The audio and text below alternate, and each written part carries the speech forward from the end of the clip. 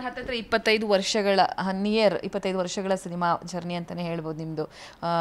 ಒಳ್ಳೊಳ್ಳೆ ಸಿನಿಮಾಗಳನ್ನ ಇಂಡಸ್ಟ್ರಿಗೆ ಕೊಟ್ಟಿದ್ದೀರಾ. ನಿಮ್ಮದೇ ಆದಂಥ ಒಂದು ಛಾಪನ್ನು ಮೂಡಿಸಿದಂತಹ ಅದ್ಭುತ ಕಲಾವಿದ ನೀವು. ಯಾವುದೇ ಪಾತ್ರ ಕೊಟ್ಟರು ಕೂಡ ಆ ಪಾತ್ರದೊಳಗೆ ಜೀವಿಸುವಂತಹ ಒಂದು ಪ್ರತಿಭೆ. ಹೇಗಿತ್ತು ಸರ್ ಇಡೀ ಜರ್ನಿ? ಕುತ್ಕೊಂಡೇನಾ ನೆನ್ಪು ಮಾಡ್ಕೊಳ್ಳೋದಾದ್ರೆ ಏನು ಹೇಳೋಕ್ಕೆ ಇಷ್ಟಪಡ್ತೀರಾ ಅಂತ ಹೇಳಿ? ಏನು ಗೊತ್ತೇ ಆಗ್ತಾಯಿಲ್ಲ ಟೈಮ್ ಹೋಗಿರೋದು. ಯಾರಾದರೂ ಹಿಂಗೆ ಜ್ಞಾಪಿಸ್ದಾಗ ಗೊತ್ತಾಗತ್ತೆ ಹೊರತು ಈಗ ನಿನ್ನ ಮೊನ್ನೆ ತಾನೇ ಎಕ್ಸ್ಕ್ಯೂಸ್ ಮಿ ಸಿನಿಮಾದ ಮುಹೂರ್ತ ಆಗಿದೆ ಅಂತಲೇ ಅನಿಸುತ್ತೆ. ಟು ಬಿ ಫ್ರ್ಯಾಂಕ್, ಹಿಂಗೆ ಕುತ್ಕೊಂಡು ನೆನೆಸ್ಕೊಂಡ್ರೆ ಯಾರ್ಯಾರು ಆ್ಯಕ್ಟ್ ಮಾಡಿದರು, ಯಾರ್ಯಾರು ಪ್ರೊಡ್ಯೂಸ್ ಮಾಡಿದರು, ಇದೆಲ್ಲ ನೆನೆಸ್ಕೊಳ್ತಾ ಹೋದರೆ ಹೌದಲ್ಲ ಇಷ್ಟು ದೊಡ್ಡ ಜರ್ನಿ ಅನಿಸುತ್ತೆ. ಅಷ್ಟು ಬಿಟ್ಟರೆ ಆನ್ ಎ ಬಲ್ಕ್ ಯೋಚನೆ ಒಂದು ಪ್ಯಾಕೇಜಲ್ಲಿ ಒಳಗಡೆ ಅಂದರೆ ಒಂದು ಗಂಟು ಕಟ್ಟಿ ನಮ್ಮ ಒಂದು ಆಸ್ತಿ ಇಟ್ಟಿದ್ದೀವಲ್ಲ ಒಳಗಡೆ ಮೆಮೊರೀಸ್ದು, ಅದು ಇಟ್ಸ್ ವೆರಿ ಶಾರ್ಟ್ ಅನಿಸುತ್ತೆ. I don't think long journey ಆಗಿದೆ ಅನ್ನೋದು. ಇನ್ನೂ ತುಂಬ ಮಾಡೋದಿದೆ. ಈ ಪ್ಯಾನ್ ಇಂಡಿಯಾ ಮತ್ತು ಪ್ಯಾನ್ ಇಂಡಿಯಾ ಬಗ್ಗೆ ನಿಮ್ಮ ಅಭಿಪ್ರಾಯ ಸರ್? ಪ್ಯಾನ್ ಇಂಡಿಯಾ ಸಿನಿಮಾಗಳು, ಪ್ಯಾನ್ ಇಂಡಿಯಾ ಸಿನಿಮಾ ಒಳ್ಳೇದಲ್ವಾ? ಒಳ್ಳೆಯದು. ಹಾಂ, ನನ್ನ ಪ್ರಕಾರ ತುಂಬ ಒಳ್ಳೆಯದು. ಬಟ್ ಎಲ್ಲ ಕೂಡ ನಾವು ಅಲ್ಲೇ ಹೋಗ್ತೀವಿ ಪ್ಯಾನ್ ಇಂಡಿಯಾದ ಹಿಂದೆನೇ ಹೋದರೆ ಇಲ್ಲಿ ಹೋಗ್ತೀವಿ ಅನ್ನೋ ಕಾನ್ಸೆಪ್ಟ್ ರಾಂಗು. ಅಲ್ಲೇ ಹೋಗದೆ ಇಲ್ಲೇ ಮಾಡ್ಬೋದು. ಇವಾಗ ನಾವು ಸಿನಿಮಾ ಇಸ್ ಯೂನಿವರ್ಸಲ್.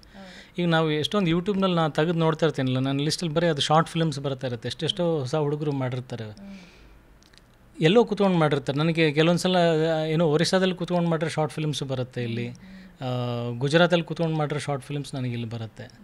ಅವ್ರು ಯೂಟ್ಯೂಬ್ನಲ್ಲೇ ಶಾರ್ಟ್ ಫಿಲ್ಮ್ ಮಾಡಬೇಕಾದ್ರೆ ಅವ್ರೇನು ಪ್ಯಾನ್ ಇಂಡಿಯಾ ಅಂತ ಮಾಡಿದ್ರ? ಇಲ್ಲ ತಾನೇ.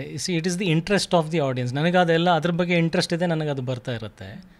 ಈಗ ಅದೇ ಥರ ಸಿನಿಮಾ ಹಾಗೆ ಆಗಿದೆ. ಈಗ ಆ ಕಂಟೆಂಟ್ ಇಷ್ಟ ಆಗಿದೆ ಅಂದರೆ ಗೊತ್ತಿಲ್ಲದೆ ಅದು ಹೋಗುತ್ತೆ. ಇವತ್ತು ನಮಗೆ OTT ಪ್ಲ್ಯಾಟ್ಫಾರ್ಮ್ಸ್ ಆಗಿರ್ಬೋದು, ಸೋಷಿಯಲ್ ಮೀಡಿಯಾ ಆಗಿರ್ಬೋದು, ವರ್ಡ್ ಆಫ್ ಮೌತ್ ಅದು ಹಂಗೆ ಹರಡುತ್ತೆ. ಆ ಕಂಟೆಂಟ್ ಆ ಥರ ರೀಚ್ ಆಗೋ ಥರ ಇದ್ದರೆ ಅದು ತಾನಾಗೇ ಆಗುತ್ತೆ. ಎಫರ್ಟ್ ಹಾಕಿ ನಾವು ಇದು ಮಾಡಬೇಕು ಅಂತಂದರೆ ಅಫ್ಕೋರ್ಸ್ ಅದಕ್ಕೊಂದು ಪ್ರೊಡ್ಯೂಸರ್ ಸ್ಟ್ರೆಂತ್ ಅನ್ನೋದು ಬೇಕಾಗತ್ತೆ.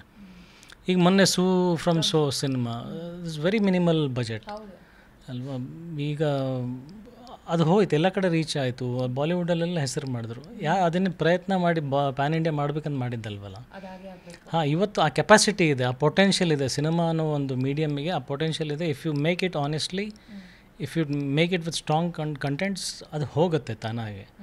ಅದು ಹೋದಷ್ಟು ನಿರ್ಮಾಪಕರಿಗೆ ಒಳ್ಳೆಯದು, ಆರ್ಟಿಸ್ಟ್ ರೆಕಗ್ನೈಸೇಷನ್ ಒಳ್ಳೆಯದು. ಎಲ್ಲ ಕಡೆ ಜನಕ್ಕೆ ಅಂದರೆ ಆರ್ಟಿಸ್ಟ್ ಗೊತ್ತಾಗ್ತಾರೆ, ಟೆಕ್ನಿಷಿಯನ್ಸ್ ಗೊತ್ತಾಗ್ತಾರೆ, ನಿರ್ಮಾಪಕನಿಗೆ ಅಷ್ಟು ಹಣ ಬರುತ್ತೆ. So cinema is growing. So ಆ ಪಾಸಿಟಿವ್ ಆ್ಯಟಿಟ್ಯೂಡ್ನಲ್ಲಿ ಆಪ್ಟಮಿಸ್ಟಿಕ್ ಆಗಿ ಥಿಂಕ್ ಮಾಡಿ.